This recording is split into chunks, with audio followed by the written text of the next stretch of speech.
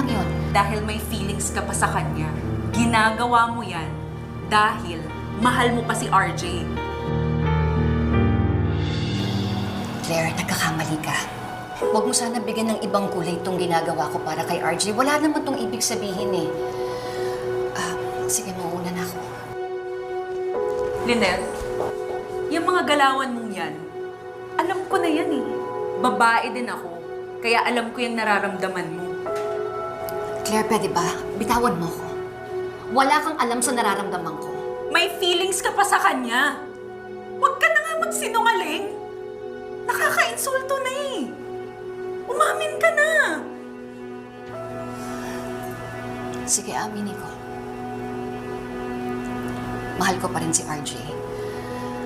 At kahit kailan hindi nawala yung pagmamahal ko sa kanya. Kahit ilang beses ko pang itago